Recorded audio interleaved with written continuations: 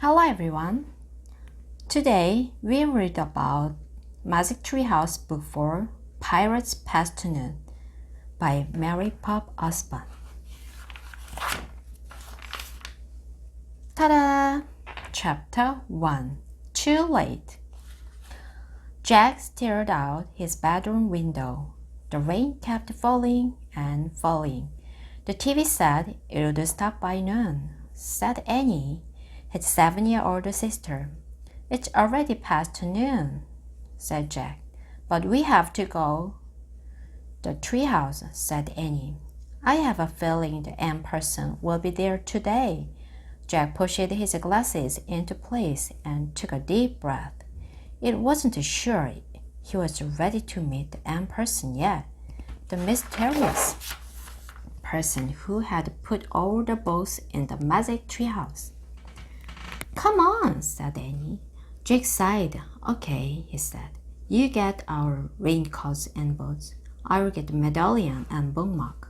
Annie ran to get their rain gear. Jack reached into his drawer.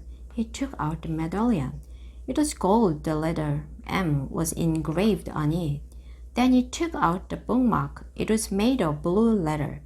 It had the same M on it. Both M's matched the M that was on the floor of the treehouse. Jack put the medallion and bookmark into his backpack. Then he threw it in his notebook and pencil. Jack liked to take notes about important things. I got our rain stuff, called Annie. Jack picked up his pack and went downstairs. Annie was waiting by the back door. She was putting on her boots. Meet you outside, she said.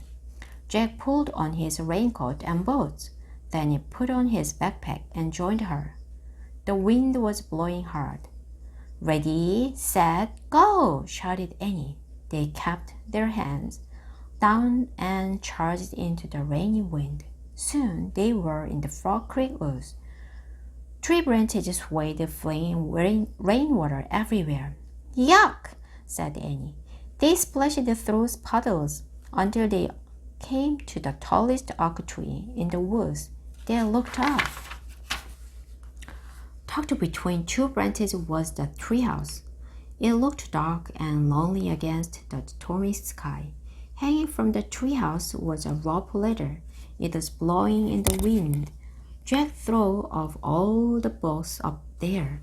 He hoped they weren't getting wet. The M person's being there, said Annie. Jack caught his breath. How can you tell? He said.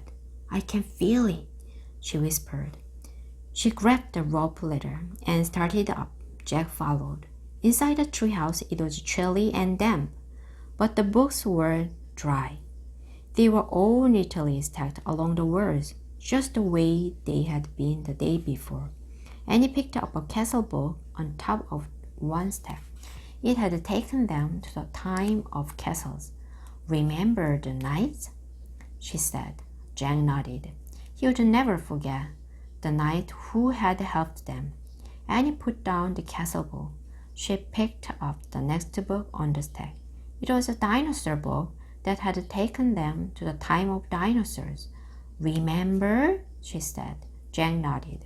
He'd never forget the pteranodon who had saved him from the Tyrannosaurus Rex.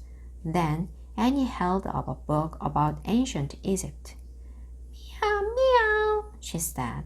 Jack smiled. The Egypt book had taken them to the time of pyramids. A black cat had come to the rescue there. And here's the book about home, Annie said. She held up the book with a picture of their hometown in it. Frog Creek, Pennsylvania. Jack smiled again. The Pennsylvania book had brought them back home at the end of each of their adventures. Jack sighed. Okay, he still had two main questions. Who was the M person who had put all the books here? And did the knight, the pteranodon, and the cat all know the M person? Finally, Jack reached into his backpack. He took out the gold medallion and the letter bookmark. He placed them on the floor, right over the spot where the M glowed faintly. In the woods, Rain blew into the treehouse. Brr, said Annie. It's not very cozy today, Jack agreed with her. It was too wet and cold. Look, Annie pointed to an open book lying in the corner. I don't remember a book being open. Me neither, said Jack. Annie picked up the book. She stared at the picture on the page. Wow, this place looks great, she showed the picture to Jack. He was a sunny beach, a big green parrot sitting in a palm tree, and a ship sailing on the blue sea. Another gust of rainy wind blew into the treehouse. Annie pointed to the picture. I wish we were there instead of here, she said. Yeah, said Jack, but where is there? Too late. Too late, came a squeak. Jack and Annie turned quickly. Sitting on a branch outside the window ledge of the treehouse was a green parrot, exactly like the parrot in the picture. Too late, the parrot squawked again. A talking parrot, said Annie. Is your name Polly? Can I call you Polly? Suddenly, the wind started to whistle.